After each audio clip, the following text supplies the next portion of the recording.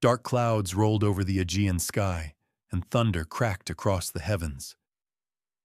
In the world of ancient Greece, the line between mortal and God was blurred, tangled in fate and blood.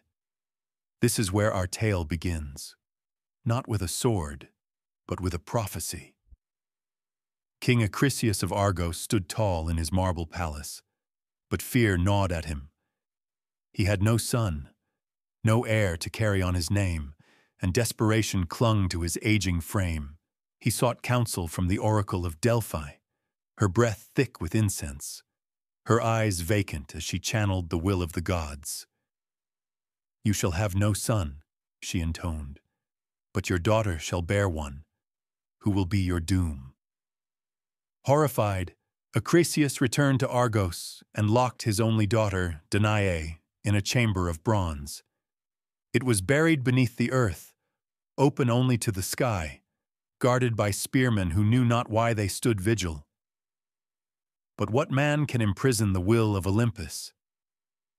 Zeus, king of the gods, looked down and saw the golden-haired Danae, imprisoned and alone. He did not come to her with fire or thunder. He descended as golden rain, a shimmering light that filled her chamber. From that divine encounter, Perseus was conceived. Acrisius, upon learning of the child, dared not kill them for fear of divine wrath.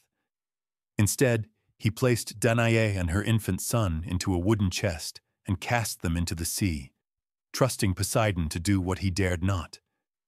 But Poseidon showed mercy.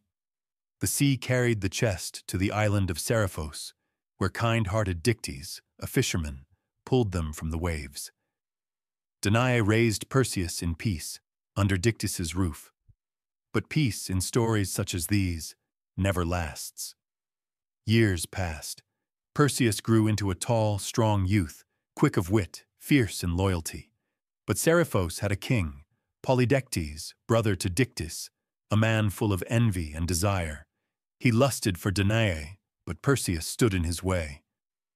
Scheming, Polydectes feigned nobility. He announced his intention to marry another and demanded gifts from all the men of the island, claiming it was tradition. Perseus, young and without wealth, offered what he could. The king mocked him. "If you have nothing, then bring me the head of Medusa." Laughter echoed in the court. Medusa, the Gorgon, one of 3 monstrous sisters. Unlike her immortal siblings, Medusa was mortal. Once a priestess of Athena, she had been violated by Poseidon within the goddess's own temple. Enraged, Athena did not punish the god but the victim. She turned Medusa's hair into serpents and made her face a weapon. One glance would turn a man to stone. The quest was suicide. Polydectes knew it.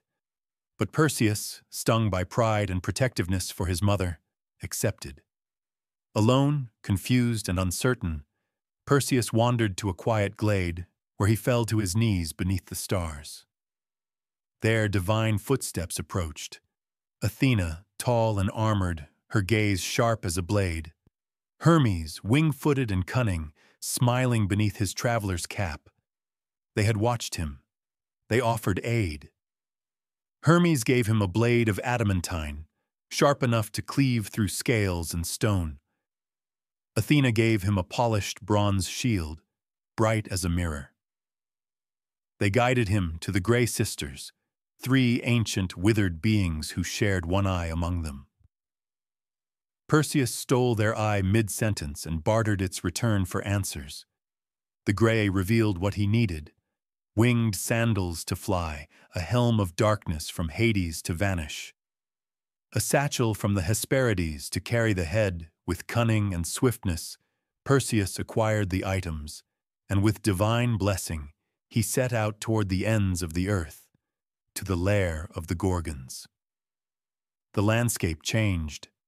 Lush green gave way to cracked stone. Trees, animals, and men, all frozen in their final moments, statues of fear and agony. At the center lay Medusa and her sisters, curled among ruined columns and shattered bones. Perseus flew silently, high above the ground, He wore Hades' helm, unseen by mortal or monster. Using the shield as a mirror, he approached Medusa in her sleep.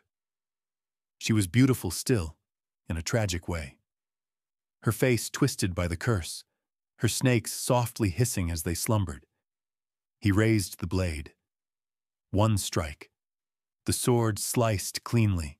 Her eyes opened for a split second, reflecting only her death. Blood sprayed the marble floor. From her neck sprang Pegasus, the winged horse, and Chrysaor, the golden warrior, both children of Poseidon and Medusa, born in death. The other Gorgons shrieked in rage, but Perseus was gone, lifted by Hermes' sandals, the helm of Hades cloaking him like mist. On his journey home, Perseus passed through many lands. In Ethiopia, he encountered a chained woman, Andromeda.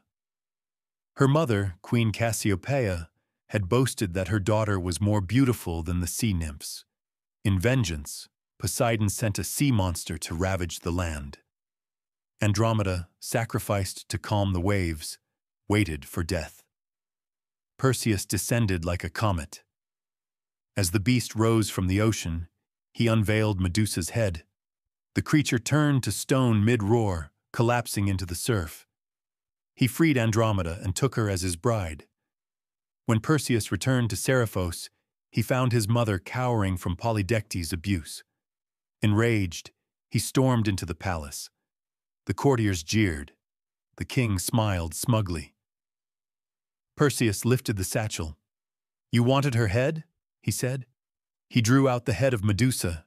Even lifeless, her gaze held power. The court turned to stone in moments. Polydectes froze mid-laugh. Justice was done. Perseus placed Dictys on the throne.